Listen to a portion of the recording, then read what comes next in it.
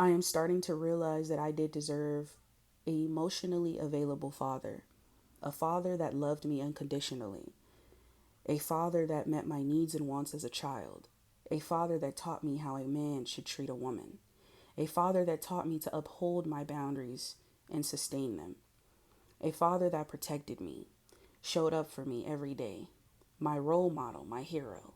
I deserved love, not abuse.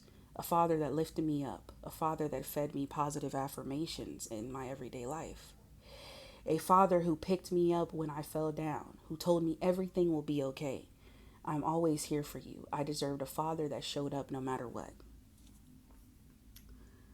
I am breaking the generational curse and the generational cycle. I watched a video and it was from one of my favorite YouTubers. And I watched a video and he said that the reason that we are the way our love, like how we are conditioned to love, is based off of our parents. And it's in psychology, it's the same thing. It starts at home. Now, this is no way for me to shame my dad. This is not saying anything. I forgive my dad. I love my dad. Although I am still a representation of my father. My father and I do not speak, but I am still a representation of him. He created me. I am here for a reason. This is starting, but this is helping me to see that it wasn't my fault when I was a child. I blamed myself for so many years. And as I grew older, I noticed that I started to search for validation externally outside of myself. Guys, this is my third day of fasting. I haven't ate anything. I have been focused so much more on having a stronger relationship with God, being able to heal my spirit, heal my mind, and be able to and continually work on myself, on loving myself, on being able to accept myself for who I am. Because at the end of the day, I have to show up for me. It is my responsibility to show up for Alize. No, I wasn't responsible for the things that happened to me as a kid. No, I was a kid, but now I am an adult. So I have to take accountability. And I have to know that I do deserve emotionally available people. I do deserve healthy relationships. I deserve people that respect my boundaries and do not cross them. I deserve to be able to have a woman that shows up for me. You know, I deserve a woman that shows up for me, who is consistent. I looked at all my relationships, I reflected on everything, and I take full accountability because I was too busy looking for other people to love me. I was wanting other people to love me, but every day I wake up and I pray and I realize that I'm starting to realize that God loves me no matter what. God loves me unconditionally.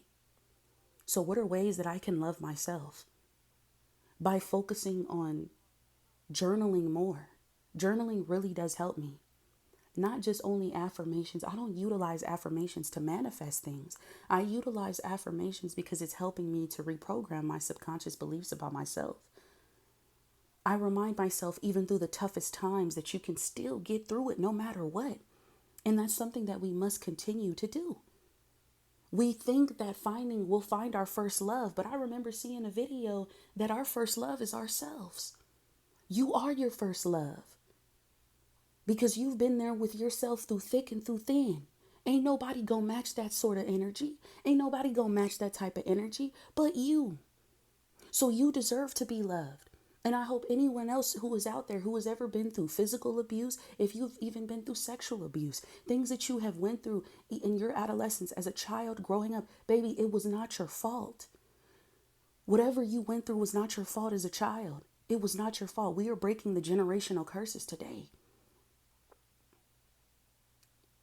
It is not your fault. You deserve love. Okay? You deserve unconditional love. You deserve to have healthy relationships. You deserve for people to show up for you. But also remember, at the end of the day, don't search for the external validation. I don't really touch too much on sexual abuse, not too much, but I know that, I do know certain people who have been through it. I myself have dated past exes who have been through it. So I don't touch too much on that. It is a sensitive topic. I I went through physical abuse, okay? And I don't want to put anyone's name out there to disrespect them or anything, but I do know that, we have went through things in our lives, and sometimes we blame ourselves, as, and it's not your fault.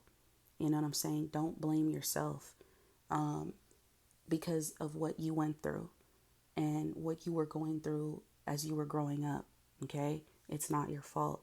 And even still, I frown upon any type of abuse, even just, regardless of, even if it's domestic violence, I frown upon it. It's not, sometimes we stay in certain situations because of things that have already happened to us as children. It's like if we were neglected, or if we weren't, our needs and our wants weren't being met as children, we then go in our everyday lives as adults and we actually look for that. That's why we will turn away from, oh, if a person's trying to love me, or this person is trying, we turn away from that because we're still hurt. Deep down inside, we're still hurt, okay? And I want you guys to know that we're breaking the generational curse. I want to be a mother, and I want to feed my children positive affirmations to tell my son and my daughter that you don't need external validation outside of you to wake up every morning and tell them, you look in the mirror. I'm going to have them practice this. Look in the mirror and tell yourself, I am love. I am loved. Okay. I am beautiful. I am handsome, because I don't want my children to go through what I went through. And right now, I can honestly say that, you know, I love my niece, and I'm going to show up for her no matter what. You feel me? And I I see so many things and I don't say anything. But one thing about me, I think it's because of me being a Cancer. But my granny always taught me, be observant, don't say anything, and don't tell them your next move. So I hope you guys enjoyed this video. And we breaking generational curses. All right, peace.